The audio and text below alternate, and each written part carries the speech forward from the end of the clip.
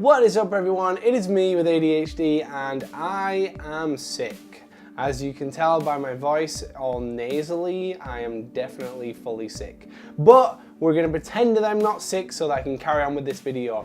It is the month of May and that means two things. One, it means that it's my birthday and unfortunately I am turning 30 in a couple of days, which is incredibly depressing. So that's another thing we're gonna pretend isn't happening. The second thing that's happening is it is Tourette's Awareness Month, starting from the 15th of May right the way through to the 15th of June. It is Tourette's Awareness, and as a person with Tourette, I would like to help bring awareness to it by talking about my own journey with Tourette's with ADHD. So what exactly really is Tourette syndrome? Tourette syndrome is a disorder where the person has tics that they are unable to control. These tics can be what are called motor tics, which are like physical tics where you do a physical movement, or you can have verbal tics where it's like you can't help but say something or make some kind of a noise. I personally have both of these. I've had them for as long as I can remember. In fact, the earliest time I can remember it even being brought up in my family was coincidentally after a trauma. It was after my granddad died. I believe that was when I started to show symptoms. There's no definitive proof on what causes Tourette syndrome, and there's no cure for Tourette syndrome. It's just something that you have to deal with. But I've heard from my family that that is when I started to show symptoms. I don't know if that was just a trigger for the symptoms or that was the cause of it. I'll never know, I guess. So the earliest that I can remember is infant school, which I don't know what that is to Americans, but I think I was about 5 or 6 or 7, that kind of age. And I had noticed like the tics were much more pronounced when I was a kid, like way more pronounced. That's because like when the tics first start coming through, you don't really know as a kid how to handle the tics. So they're in like what I think is their most vocal phase. So I had one where I would jump and kick my legs back. That one was a pretty frequent one. I also had one where I would jerk my neck back really hard. And then I had a couple of verbal tics as well, where I would pronounce words louder, or certain vowels in words louder. And then I also had one where I would do a noise with my nose as well. People noticed in school immediately, and it was always something that was pointed out and I was made fun of and targeted for. I remember we used to do these silly dance things in our school where we would all learn the dance routine to a song, and then we'd all go up and perform it in front of our school. And I remember one of the days performing it in front of our school, with a group of people that, we'd done it together. And I remember I just felt the compulsion to do the jump thing, and I jumped maybe 2 or 3 times throughout the whole routine. And I remember when we got out of there, the rest of the guys that were in the group were so upset with me and annoyed with me that I ruined the little routine. And I remember looking at the crowd of kids and seeing them point and laugh at me doing it. And that was quite upsetting. And that's what it was like growing up. I wasn't able to handle the symptoms like I can handle them now. You kind of learn how to, I want to say, hide your symptoms a little bit more. What ends up happening is the tics that were really big, you end up kind of doing smaller versions of them that still give the same satisfaction of actually making the tic. So an example of this would be, instead of cricking my neck back really far, I would be able to just do this slight movement with my neck that would still give me the same satisfaction or feeling that the tic does. So it's kind of a smaller version of it, but it's less noticeable. And then eventually I would start to work it into a conversation. So when I'm talking to people, I'm kind of doing this little movement with my neck, but it almost, to people who don't know I have this tic, it seems like it's a natural movement within that conversation, you know, like that's just how I move my neck when I talk. Now, I know a lot of people who have heard of Tourette's syndrome, it gets this real stigma around it that like it's this thing where like every person who has it can't stop screaming obscenities and swear words, and you know, they do these real crazy like noises and stuff, and it's not like that for everyone. There are different levels, like, you know, extremes of Tourette's. I'm luckier, I would consider myself a little bit luckier to be on the milder version, although, you know, to me, it doesn't feel mild. But to other people, it would seem a lot milder than, let's say, somebody who screams swear words at people or, you know, makes very big gestures with their bodies. So I guess in that sense, to other people, it might be considered mild, but truthfully, to me, it's not. It's very hard to deal with on a day-to-day basis, and it's like, the only way I can describe a tic to somebody is like a sneeze. When you feel a sneeze coming and it's coming and there's no way you can stop it. Or if you do stop it, it's like the most unsatisfying feeling ever. That's what it feels like to have a tic come, and then that's what it feels like when you stop a tic and don't let it happen. Another way to equate it is when you have a really bad itch and you just don't itch it. And it gets worse and worse and worse, and it gets to the point where you physically can't not itch it anymore. You have to do it or you're just gonna go crazy. That's exactly what it feels like to have a tic. As I've grown older, I'm a little bit more accepting of myself in that sense, that I'm like, well, that's who I am and I shouldn't have to hide it really.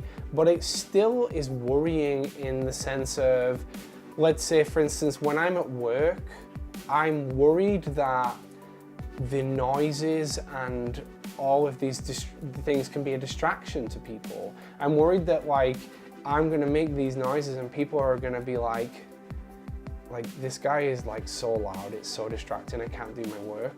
And you know, that now is my main worry about this thing, and people won't tell you.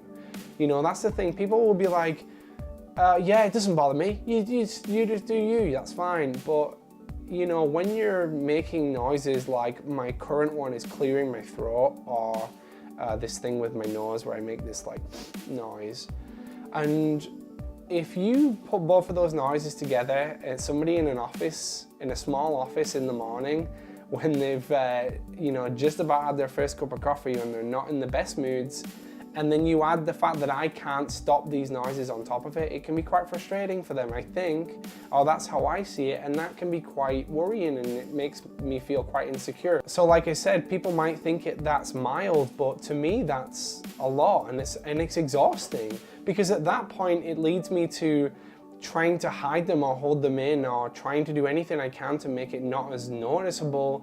And when you're trying to do an entire day and your focus is literally, half of your focus is spent on just keeping these habits at bay, these tics at bay, that is exhausting.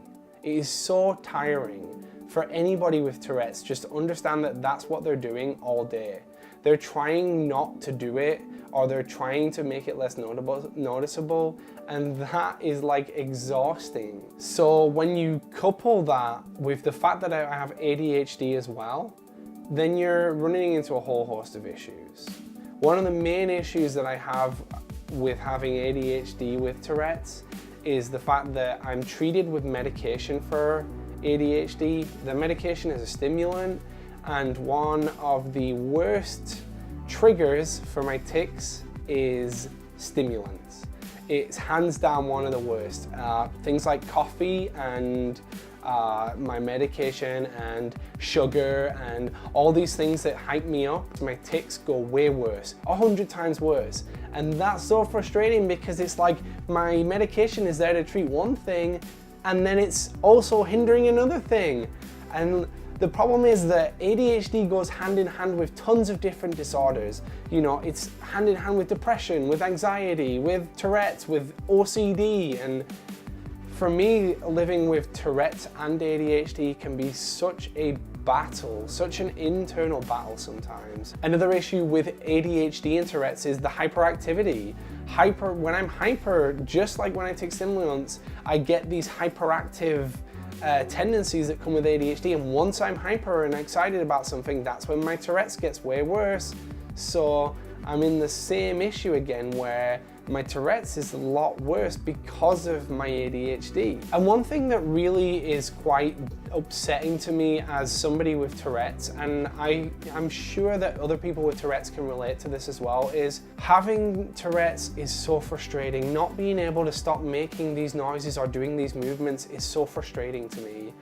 And like, it makes me angry. It makes me angry at myself, and it makes me angry at other people around me, because I feel like I'm distracting or bothering them. It then makes me even more angrier internally, and living with that constant, like, pent up anger over myself is so, like, disheartening. And people are always like, why are you so grumpy? Or I guess you're having a bad day today, or, if only you knew what was going on in here, and if you knew the struggle of just living every day with Tourette's, it's tough. It really is tough.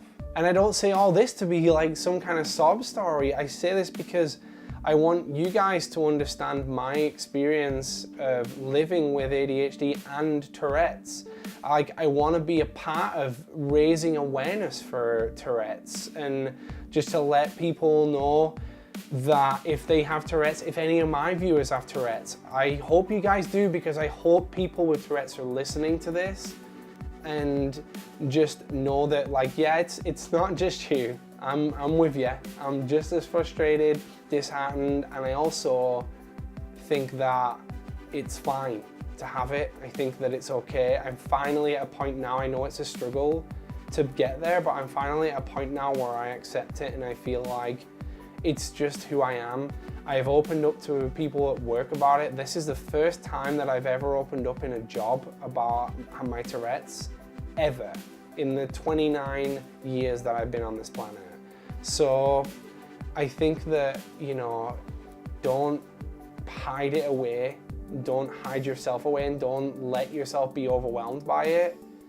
Just be you, because you're awesome. But that's my experience with Tourette's and ADHD, and I hope you guys watched and enjoyed this video, and I hope that it, spurs you on to maybe donate or help raise awareness, because there are people out there and that are struggling with it. And you know what, we do a lot to raise awareness for mental health, but Tourette's syndrome is one that I rarely see it. I rarely ever see anybody do anything to raise awareness, or at least talk about the situation. So I think it would be really awesome if we did that on this channel. But anyway, drop me a comment below if you have Tourette's, or if you know someone that has Tourette's, or if you just want to talk about any other thing that you have with your ADHD, and we can talk about it in the comments below. Like the video if you did, subscribe, click the bell icon, stay up to date with all my new content, and I will see you guys hopefully when I feel a little bit better in the next one.